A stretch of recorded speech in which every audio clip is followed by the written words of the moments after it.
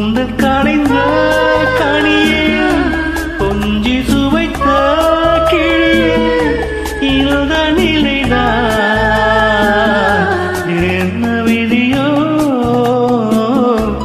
இளமகினும் பூங்காற்று